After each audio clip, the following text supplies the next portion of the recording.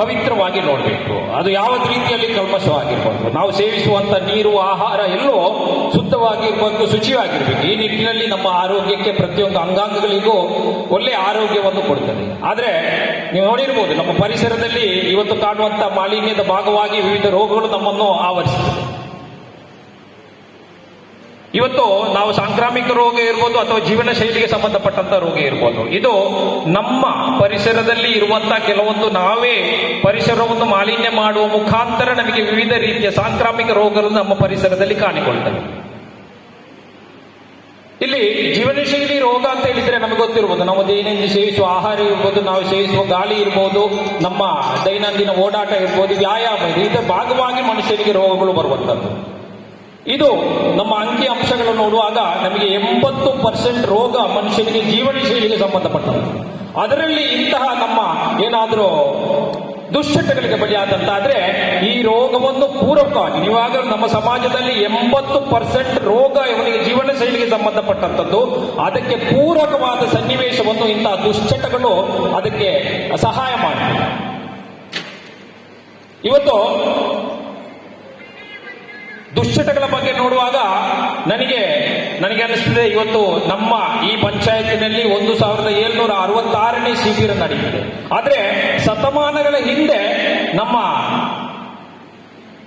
ಸರ್ವಜ್ಞ ಹೇಳಿರ್ತಾನೆ ಒಂದು ವಚನ.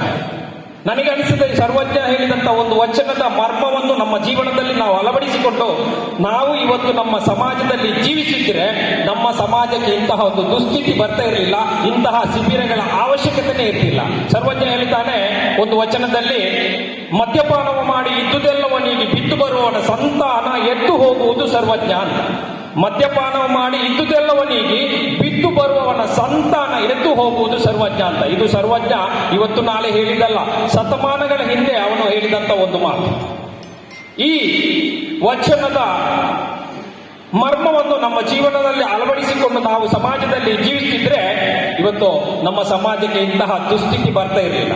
ನಾವು ನೋಡಿರ್ಬೋದು, ಈ ಒಂದು ಆಮಂತ್ರಣ ಪತ್ರವನ್ನು ನಮ್ಮ ಆಸ್ಪತ್ರೆಗೆ ತಲುಪಿಸುವಾಗ ನಾನು ಆಸ್ಪತ್ರೆಯಲ್ಲಿ ಇರಲಿಲ್ಲ, ನನ್ನ ಟೇಬಲ್ ಅಲ್ಲಿ ಬಿದ್ದಿತ್ತು ಆಮಂತ್ರಣ ಪತ್ರ.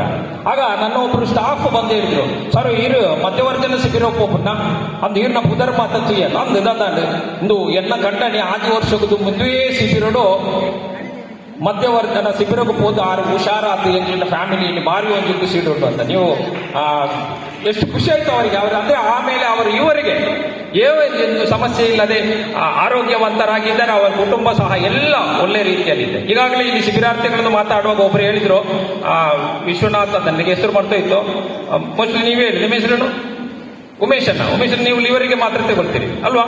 ಹೌದು, ಉಮೇಶನ್ನೇ ಹೇಳಿದ್ರು, ಡಾಕ್ಟರ್ ಯಾನ ಲಿವರ್ದ ಮಾತ್ರೆ ತಿನ್ನೋದಿಲ್ಲ ಅಂತ ಹೇಳಿದ್ರು. ಆರಿಗೆ ಮಾತ್ರೆಗೆ ಸಾಧಾರಣ ತಿಂಗಳಿಗೆ 5,000 ರೂಪಾಯಿ ಕೊಡಬಹುದು. ಅದೇ ಉಮೇಶನ್ನ ಕೊಡಬಡ್ಚ ಕೊಡಬಹುದು.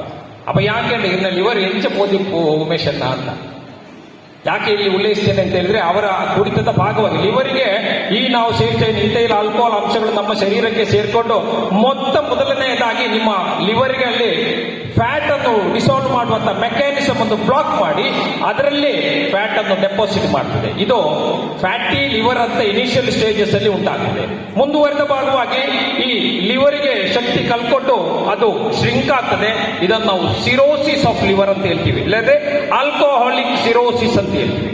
5,000 ರೂಪಾಯಿ ಚಿಲ್ಲರೆ ಅವರಿಗೆ ಈ ಲಿವರ್ನ ಮಾತ್ರೆ ಭಾಗವಾಗಿ ಮಾತ್ರೆ ಸೇವಿಸಕ್ಕೆ ಹಣ ಬೇಕಾಗ್ತದೆ. ಇದು ಒಂದೊಂದು ಉದಾಹರಣೆ. ಆದ್ರೆ ನಮ್ಮ ಮನೆ ಪರಿಸರದಲ್ಲಿ ಎಷ್ಟೋ ಕುಟುಂಬಗಳು ಇವತ್ತು ಇಂತಹ ವ್ಯಸನದ ಭಾಗವಾಗಿ ಬೇರೆ ಬೇರೆ ಸಮಸ್ಯೆಯನ್ನು ನಾವು ಅಕ್ಕಪಕ್ಕದಲ್ಲಿ ಕಾಣ್ತೇವೆ.